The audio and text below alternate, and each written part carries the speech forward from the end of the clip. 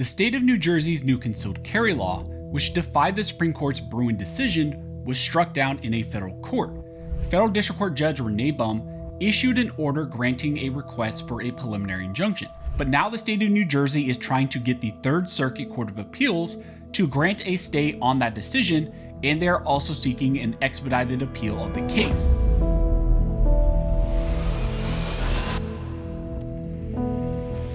Now, before we dive deeper into what's going on in the state of New Jersey, I want to thank the sponsor of this video, which is Blackout Coffee. Blackout Coffee has some of the best coffee out on the market, and they are huge Second Amendment supporters. If you buy one of their dedicated roasts for FBC or GOA, some of those proceeds go directly to lawsuits like the one we're talking about here in this case. So go check out Blackout Coffee using the link down below, and also if you use the code ARMSCHOLAR, you can get 10% off of your order. Now, the case we're going to be talking about in this video is called Coons v. Platkin.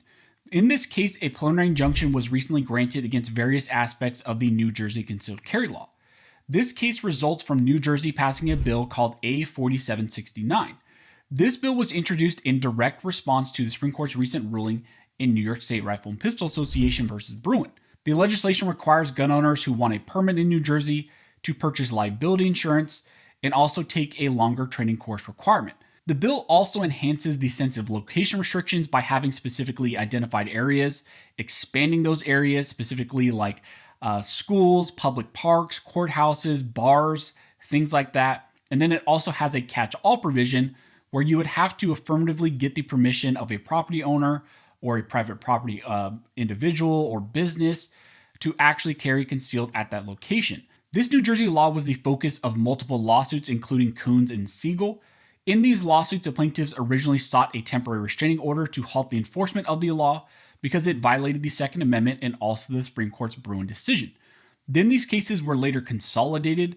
Originally in the Coons case, District Court Judge Renee Bum granted a TRO against the state of New Jersey's new concealed carry law, but one of the larger goals was to get a preliminary injunction, and Judge Renee Bum did grant a preliminary injunction. The judge broke down a review of multiple aspects of the law and analyzed the restrictions using history and tradition as outlined in Bruen.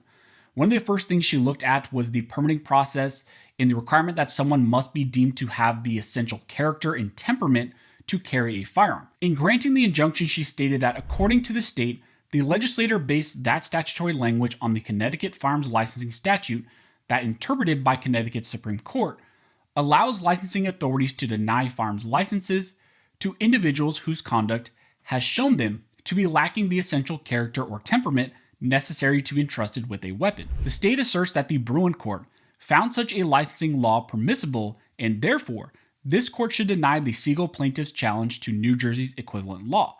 She goes on to say that it is true that Bruen made a passing reference to the Connecticut shall issue laws, but that does not mean they wholesale adopted it. That's also shown by the fact that the Supreme Court said that even shall issue schemes could be abusive and are still open to challenges. So then she goes on to look at the historical context surrounding disarmament laws and the potential for restricting people the state deems unvirtuous, essentially unvirtuous citizens.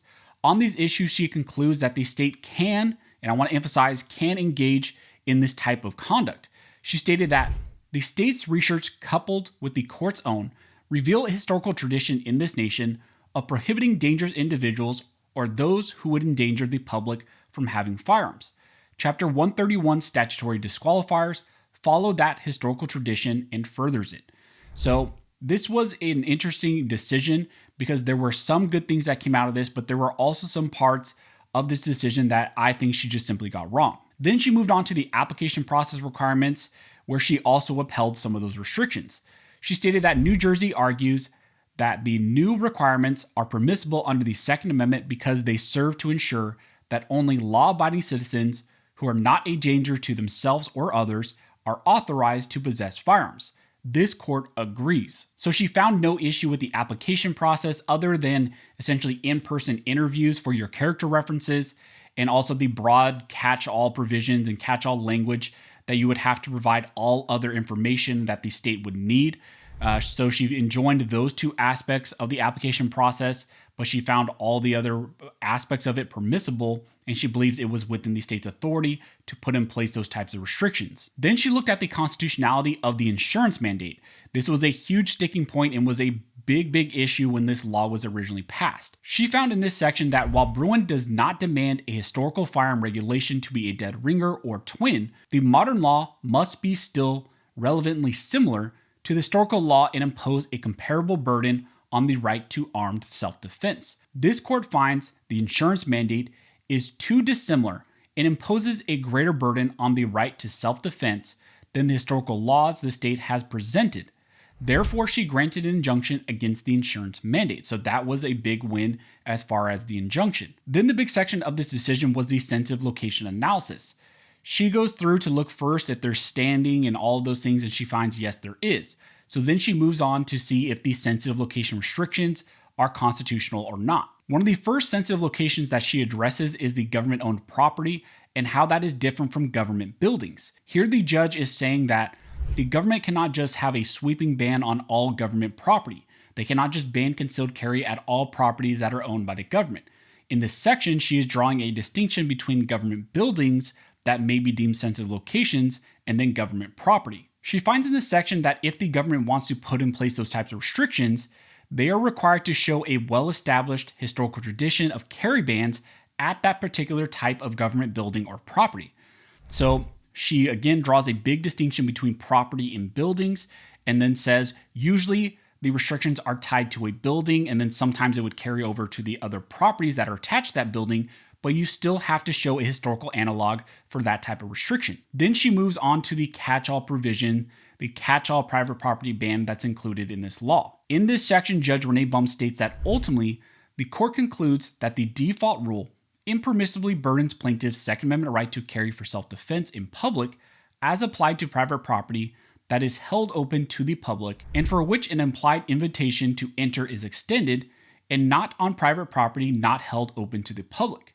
What this means is she's saying that places maybe like grocery stores should be permissible for you to carry because those are open to the public even though they're private properties. But maybe restrictions could still be in place for something that is purely a private property location that is not open to the public. So that's a broad sweep, broad stroke of what she did with the preliminary injunction. Like I said, she enjoined some aspects of the law, but she also left in place some of the other restrictions. Now, in response to this preliminary injunction issued by Judge Renee Bum, the state of New Jersey filed an immediate appeal up to the Third Circuit. They are also now requesting an expedited hearing on this case.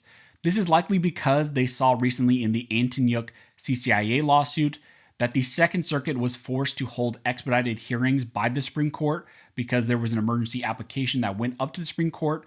Also, the state is requesting an emergency stay of the injunction, so that's also very important.